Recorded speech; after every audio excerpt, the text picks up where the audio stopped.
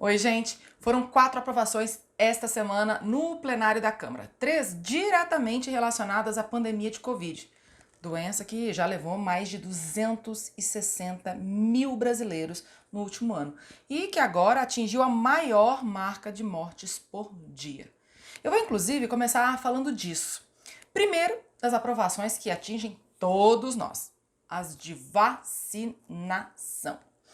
Se comparado mundo afora, o Brasil está em 6º lugar no número de vacinados a cada 100 pessoas. A questão é que, enquanto Israel já vacinou quase todo mundo, Emirados Árabes vacinou mais de 60 pessoas a cada 100, aqui no Brasil, até agora, só 5 em cada 100 brasileiros receberam pelo menos uma dose. Então, existe um esforço do Congresso Nacional para pensar soluções que ajudem o país a acelerar a imunização, o que pode ajudar o país a sair desta crise. Bom, este é o contexto. Então, vamos para as aprovações. Uma é muito simples, trata de dinheiro. Reserva 2,5 bilhões de reais para a participação do Brasil no Consórcio Internacional de Vacinas, que reúne cerca de 150 países e é conduzido pela Organização Mundial da Saúde, a OMS.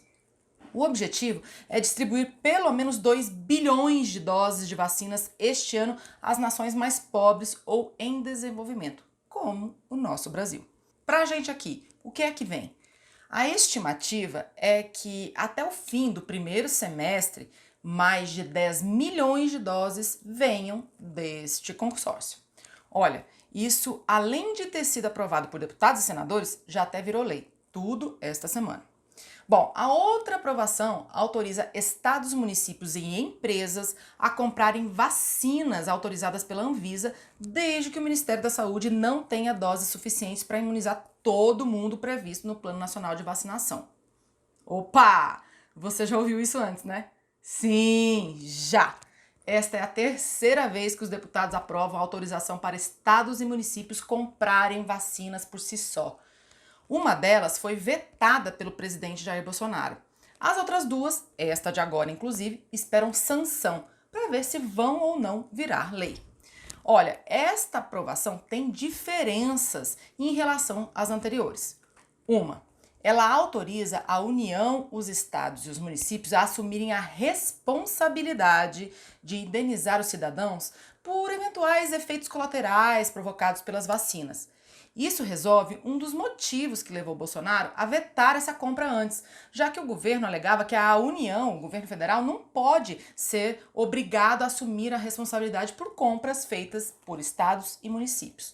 Ou seja, com o texto de agora, cada um assume a responsabilidade por aquilo que comprar, digamos assim. 2. Agora a proposta autoriza que empresas privadas comprem e apliquem vacinas. Como é que isso vai funcionar na prática?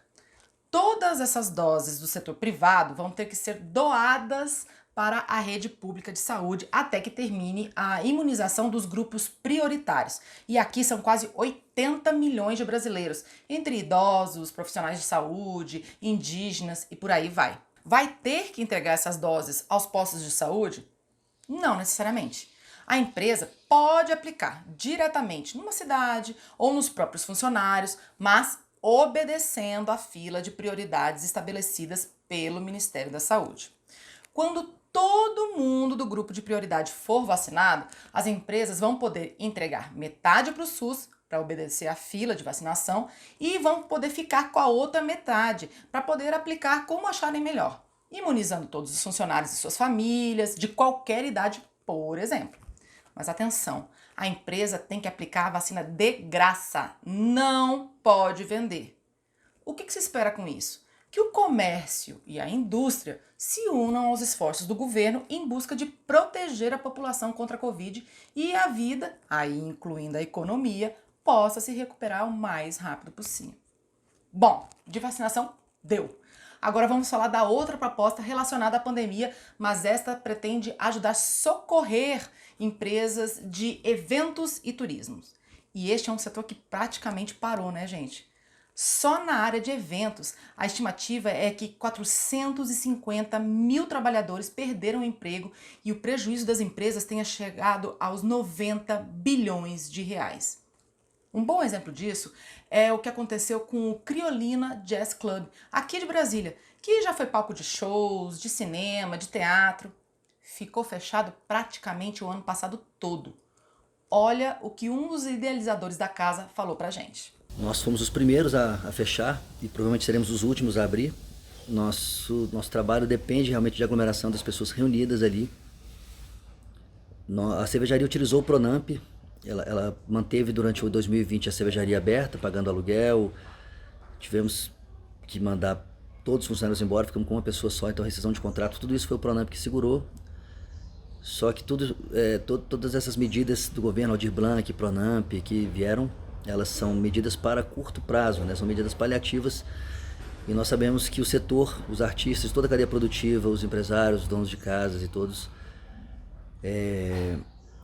precisam de medidas que a médio e longo prazo possam realmente manter o setor vivo nesse período. Tá, mas e o que a Câmara aprovou para tentar amenizar essa crise toda? Olha, os deputados aprovaram uma proposta que cria o Programa Emergencial de Retomada do Setor de Eventos, apelidado de PERSE. Ali estão previstos o parcelamento de dívidas com descontos que podem chegar a 70% do valor e parcelado em 12 anos, isenção de impostos por 5 anos, permanência naquele programa de redução de jornada e salário dos trabalhadores com complemento do governo até o final deste ano e maior acesso a empréstimos de juros baixos até o final deste ano também. Quem é que vai poder ter acesso a isso? Empresas. Quem promove congressos, feiras, festas, eventos esportivos, sociais, culturais, casas de eventos, casas noturnas, cinemas, hotéis, pousadas e prestadores de serviços turísticos em geral, e aí engloba um monte de empresas do ramo.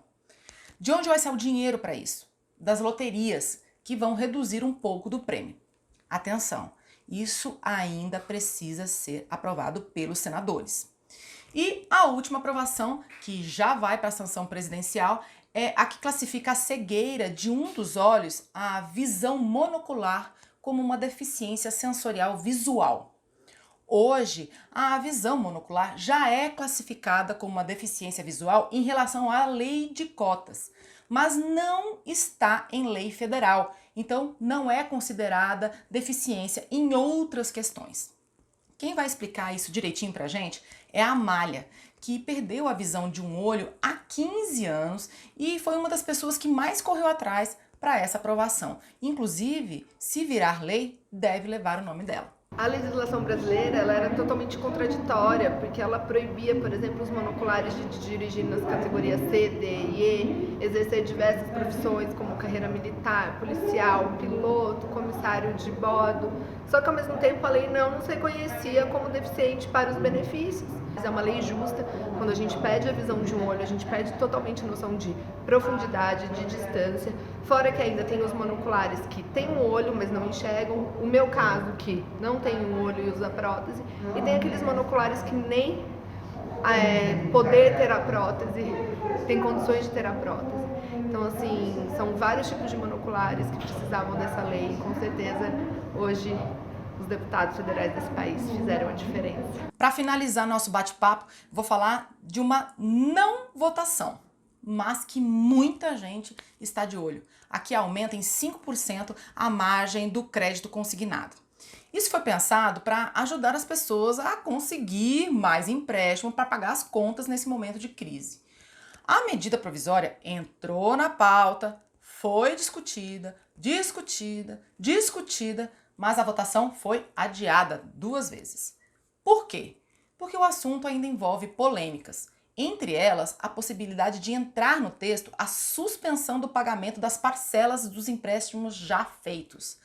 A promessa é tentar um acordo até terça-feira e colocar para votar, lembrando que se o texto não for aprovado por deputados e senadores até quinta-feira, já era. A medida provisória perde a validade, ou seja, a margem do consignado fica em 35% e não 40% do salário ou benefício do INSS. a ver como é que vai ser o desfecho dessa história. É isso, gente. Eu fico por aqui. Até a próxima. Tchau, tchau.